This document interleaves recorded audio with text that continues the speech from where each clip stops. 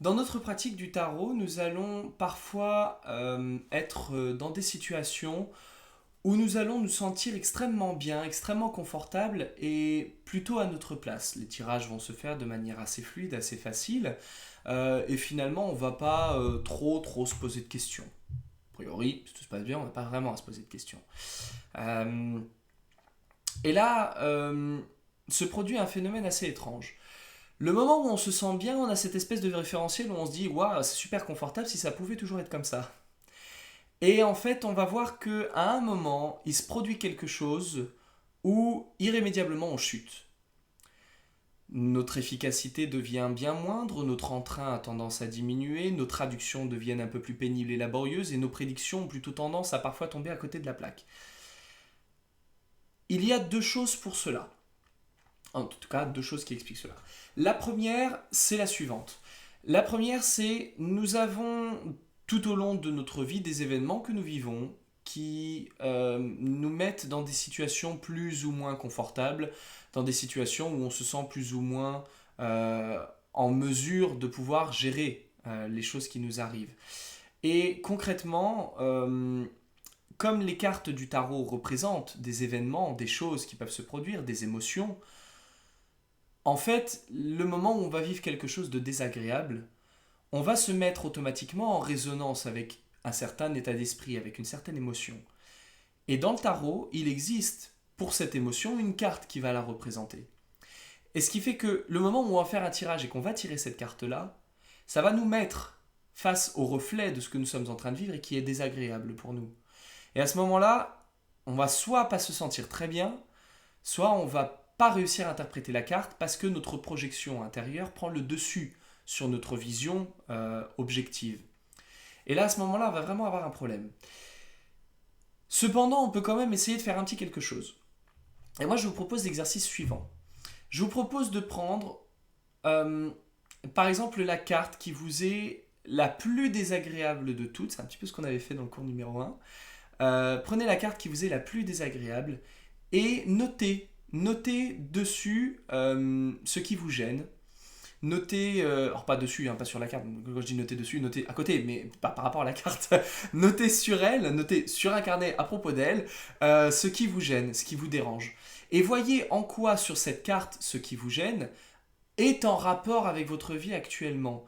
Voyez ce qui dans le dessin fait une référence avec ce que vous vivez en ce moment et qui peut vous mettre inconfortable.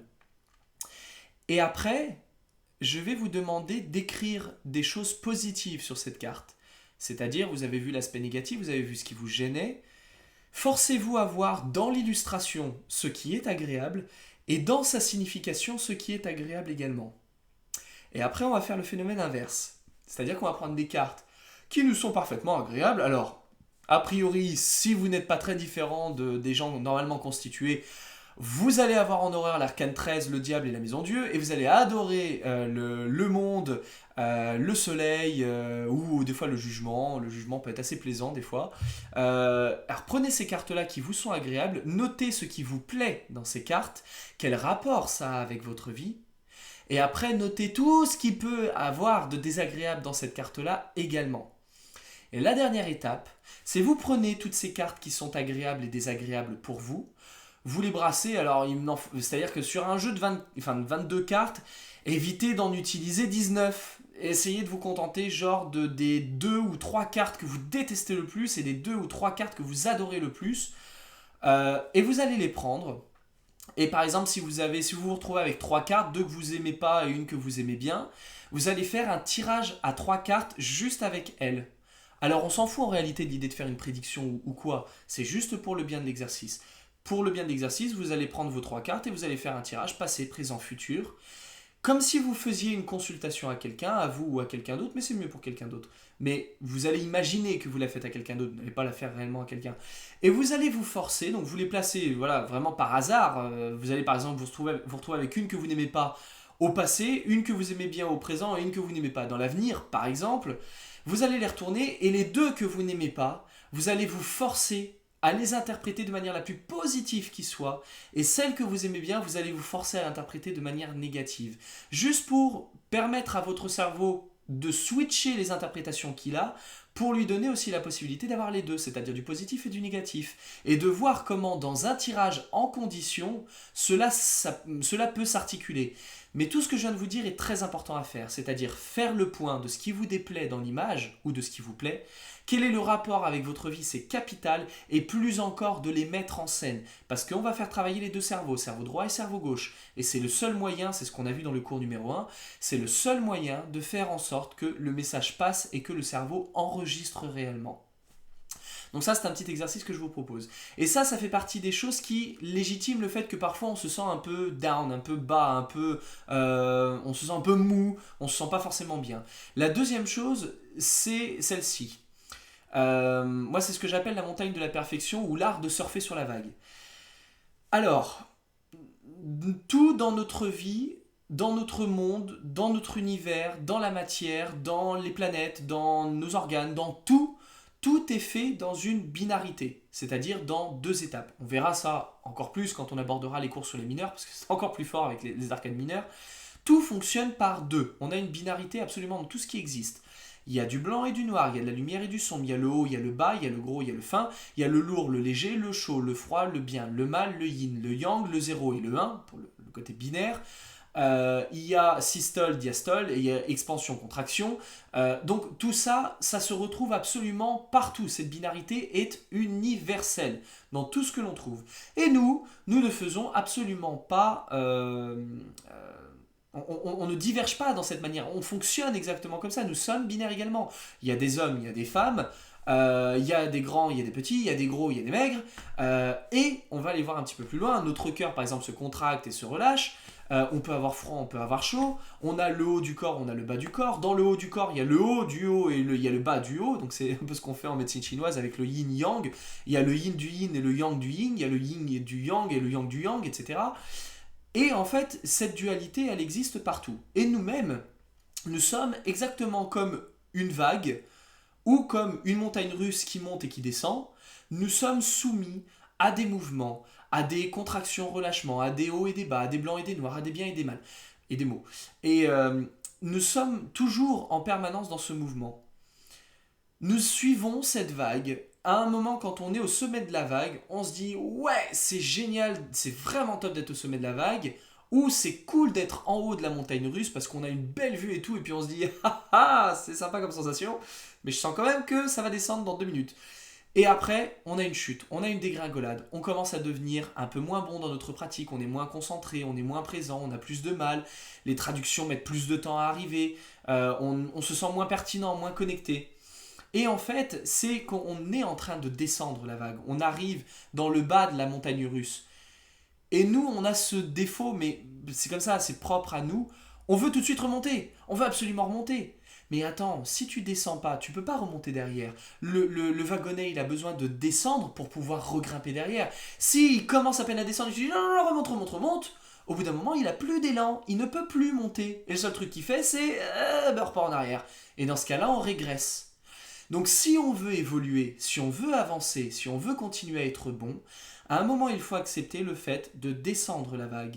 À un moment, il faut accepter de ne pas être la perfection en permanence. La perfection de la montagne russe n'existe pas. Un surfeur n'est jamais en permanence au sommet de la vague. S'il ne redescend pas, il ne peut pas remonter la vague. Et inversement, il ne peut pas remonter la vague s'il ne redescend pas. Ça n'est pas possible. On est toujours en permanence dans ce mouvement. Et il faut accepter ce mouvement. Le piège, ce serait de dire « Non, non, moi je veux être comme ça, tout le temps, linéaire. On bouge pas. Non, non, c'est très bien là comme ça, on est confortable. On est confortable au milieu. Pas trop haut, pas trop bas. » En fait, ça n'existe pas.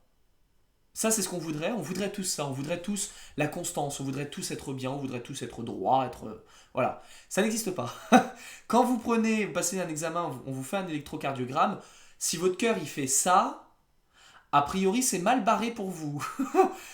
Pour nous, c'est la même chose.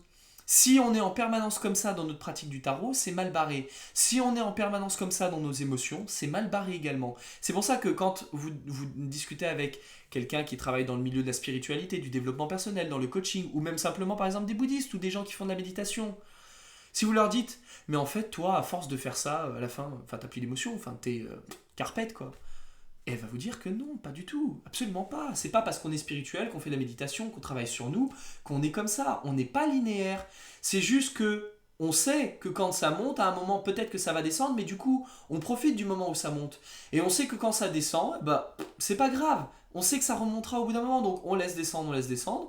Puis le moment où on a la sensation d'avoir touché le fond, bah on sait que c'est bien parce que c'est le moment où on va remonter derrière. Il nous suffit de mettre un coup de pied, et puis tac, on repart. Et le truc, c'est que nous, en tant que tarologue, on sent ce besoin, cette espèce de pression qu'on se met à devoir absolument être parfait, à devoir être toujours au top, à devoir être bon. On reçoit des clients, ils nous payent, il faut qu'on soit là, il faut qu'on soit présent, il faut qu'on soit bon. On n'a pas d'obligation. Très clairement, on n'a aucune obligation. Et il faut vraiment que ça soit clair. On est forcé de rien. On est forcé de rien, personne ne nous oblige à être bon, personne ne nous oblige à quoi que ce soit. On est là pour essayer de faire notre mieux, on est là pour essayer de faire notre travail. Mais si on se sent pas bien, on peut dire à la personne: excusez-moi, je sens que je suis pas connecté aujourd'hui. On va annuler la consultation, je vous rembourse, il n'y a pas de problème. On a le droit. Et puis on a le droit de dire aussi: ben non, là les 2 semaines qui viennent, j'ai pas envie de bosser, je vais pas travailler, j'arrête les consultations. Et on peut. Et même vous en tant qu'élève, vous pouvez très bien dire: écoute Kevin, là si ça te dérange pas, je vais partir une petite semaine ou deux, je me déconnecte, je reviens pas, je sens que j'ai besoin de me reconnecter à quelque chose et de laisser mon tarot de côté. Faites-le, faites-le, vous n'avez aucune obligation, personne ne vous oblige à venir, à vous connecter, à faire des consultations, à donner des réponses, personne ne vous oblige à rien. Et au contraire, plus vous vous obligerez, moins vous serez connecté à votre tarot. Acceptez de suivre le mouvement, acceptez de suivre la vague. C'est comme ça pour tout, et c'est comme ça également pour nos relations. Des fois, on s'entend très très bien avec des amis, et du jour au lendemain, on se dit: écoute, je pense que là, je vais te laisser retourner chez toi et je vais rester chez moi quelques temps parce que je sens que là, j'ai vraiment, vraiment besoin qu'on ne se voit plus tout de suite. J'ai besoin de me retrouver, j'ai besoin d'être seul, j'ai besoin de... Et il n'y a pas de problème. Et vous prenez les gens qui sortent, par exemple, qui font des sorties dans les bars, dans les boîtes, etc. Tous ont ce moment où ils ont envie vraiment de beaucoup sortir, puis à un moment, ils disent: non, là c'est bon, c'est presque, je suis un peu en indigestion, j'ai besoin d'autre chose un instant. Eh bah oui, bah c'est normal, un besoin a été nourri, tac, un autre prend le relais, et on a besoin d'autre chose. Et pour le tarot, c'est la même chose. Et ce que je veux vous dire, c'est: attendez-vous forcément à avoir un moment que vous allez traverser, où vous allez vous sentir chuter, vous allez arriver dans le creux de la vague. Et c'est pas grave, on s'en fout. L'important, c'est accompagner ce mouvement de la vague. Accompagnez-le, soyez dedans. Vous sentez que vous devez délaisser votre tarot, mettez-le de côté, et même accentuez ça. Balancez votre tarot de côté, balancez votre pendule de côté, balancez vos runes de côté, mettez tout ça de côté, et allez faire de la comptabilité, allez faire des choses très concrètes, des choses très pragmatiques, si vous voulez, peu importe. L'important, c'est d'être conscient que ce processus est naturel, et qu'il n'y a pas de raison de s'inquiéter.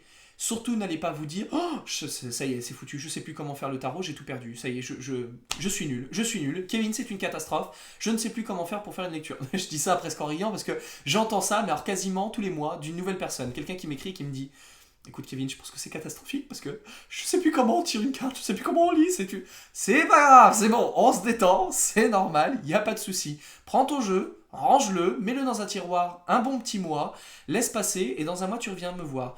Et le mois suivant, la personne te revient en disant: écoute, ça m'a fait un bien fou, je suis reparti avec mon tarot, comme en 40, ça fonctionne du tonnerre, voilà, j'ai des nouvelles significations qui viennent d'apparaître.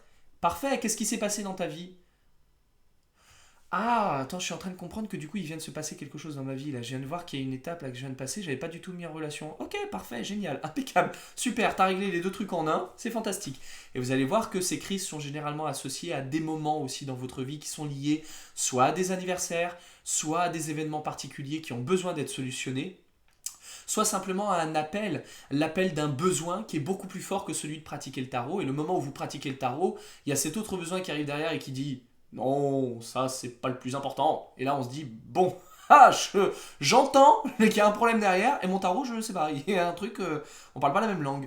Et ben c'est pas grave, on le met de côté, on passe à autre chose, et puis on attend un peu, et à un moment ça décante, et le moment où on a fini de descendre, tac paf, ça remonte, et il n'y a pas de souci, on redémarre. Donc voilà, juste pour vous dire, la perfection de la montagne russe, ça n'existe pas. La perfection de la permanence, être en haut, ça n'existe pas. Et l'art de surfer sur la vague, c'est l'art d'accueillir les sommets, les pics et les creux. Les creux, ça fait partie de votre travail. Le moment où vous ne travaillez plus avec votre tarot, le moment où vous n'avez plus votre tarot, fait partie du processus de travail avec votre tarot. Donc le moment où vous êtes en retraite tarologique, au moment où vous balancez vos bouquins, vos cours et vos cartes, c'est parfait, ça fait partie du boulot. Ça fait partie du boulot, vous êtes en pleine digestion de quelque chose d'important, vous traversez une étape qui fait partie de votre jeu de tarot, vous êtes, je sais pas, vous êtes plongé soudainement dans l'étape de la lune ou du pendu ou du diable ou de n'importe quoi d'autre, et il est nécessaire pour vous de passer par cette étape-là, de la digérer pour ensuite revenir à votre tarot, et comme vous êtes bien descendu, on a bien de l'élan pour remonter derrière, et à ce moment-là, on repart pour un nouveau cycle. Et à un moment, quand vous allez arriver au top, vous vous dites, bon, a priori, peut-être que ça va se recasser la gueule dans pas longtemps. Si ça se casse la gueule, c'est très bien. Ça veut dire que le cycle est encore en marche et que je ne suis pas sur une ligne plate, je ne suis pas mort. Donc c'est que ça fonctionne.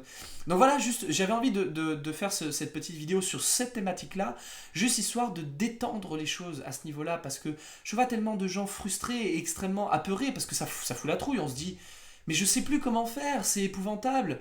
Je suis pas plus bête qu'un autre, j'ai pris des cours, j'ai étudié, j'ai travaillé dur et d'un coup je sais plus comment ça marche. Si, rassurez-vous, vous savez comment ça marche. Vous n'êtes pas plus bête qu'un autre, vous êtes parfaitement doué. Si vous êtes là où vous en êtes aujourd'hui avec votre tarot, il n'y a pas de problème, c'est que ça marche. Mais effectivement, ça fait partie du processus et je vous rassure, on y passe tous. Vous, les autres élèves que j'ai eus, moi le premier, moi je suis le premier à dire, des fois je passe auprès de mes amis, de mes collègues, ou des fois je passe sur mon forum et puis je dis non, là, là le tarot, j'ai pas envie. J'ai pas envie, pas du tout. Mes consultations, je les mets en pause. On voit mon calendrier, il est fermé pendant une semaine ou deux. Alors je me dis, bon, bah pendant une semaine ou deux, on va bouffer des pâtes parce que l'argent rentre pas. C'est pas grave, je m'en fous. Je l'accueille comme je peux. Je me débrouille, je rebondis dessus, mais ça m'arrive également. Et il n'y a pas de souci, je suis vachement détendu là-dessus. Et pendant ce temps-là, je fais autre chose. Ce temps que je vais pas passer avec le tarot, bah, je sais pas, je vais écrire, je vais sortir, je vais voir des amis, je vais faire un voyage, je vais... N'importe. Mais il faut que ça serve. Il faut que ça serve. Ne prenez surtout pas ça comme une punition. Souvenez-vous de la leçon du pendu. Souvenez-vous de la leçon du pendu. Le pendu, il est accroché, il est bloqué quelque part dans une situation pas confortable. Et nous, quand on descend, on a la tête en bas en plus, un peu comme le pendu, et on se dit oh là là que c'est pas agréable du tout. Et en réalité, quand on voit le pendu, il a les deux manières de le vivre. Soit c'est les mains dans le dos, c'est hyper frustrant, je me sens pieds et poings liés, je peux rien faire, c'est vraiment une prison. Soit au contraire, bon bah, j'ai rien de mieux à faire, reposons-nous. Profitons, régénérons-nous, pensons à nous, réfléchissons, posons-nous des questions. C'est peut-être le moment de faire un travail intérieur si le travail extérieur est bloqué. Et là, à ce moment-là, cette période, elle sert à quelque chose. Et cette étape-là, elle devient hyper positive pour vous. Donc, rebondissez dessus, enfin rebondissez, vers le bas en tout cas, voilà, accueillez la vague, il n'y a pas de problème, on a le creux, on rentre dans le creux, il n'y a pas de souci, on va voguer sur cette montagne russe, il n'y a pas de problème, on l'accueille, et puis n'oubliez pas, voilà, c'est l'électrocardiogramme, s'il y a un moment où ça descend, c'est-à-dire qu'il y a un moment où ça va remonter, et c'est un mouvement naturel. Donc voilà, vous pouvez vous détendre là-dessus, et puis on en reparlera, si vous sentez que vous avez effectivement un petit blocage, vous pouvez venir en parler sur le forum, donner voilà, vos explications si vous sentez que vous avez besoin d'expliquer ce que vous vivez en ce moment et la raison pour laquelle il faut vous déconnecter. Et puis n'hésitez pas à dire voilà, on se retrouve un peu plus tard ou pas. Peut-être aussi que vous passerez à autre chose et puis ça ne sera pas grave. Vous le ferez parce que ça aura été bon pour vous. Il y a des personnes qui ont fait du tarot pendant 20 ans et puis qui un jour ont dit non, bah stop, j'arrête, c'est fini. Moi, j'ai eu une pause dans ma carrière pendant presque 2 ans. Pendant presque 2 ans, j'ai mis mon tarot de côté, j'y ai pas touché. Et c'était pas un problème parce que j'ai fait autre chose. Et vous ferez autre chose à ce moment-là, il n'y a pas de souci et ça marchera. Et ça sera très bien parce que vous ferez ce qui sera bon pour vous. Donc il n'y a pas de souci. Dès l'instant où on répond à un besoin, c'est parfait. Si on sent qu'on se force à faire quelque chose, c'est pas bon, on n'est pas au bon endroit. Donc voilà, on peut vraiment se détendre là-dessus, tout ira bien et ça sera très confortable.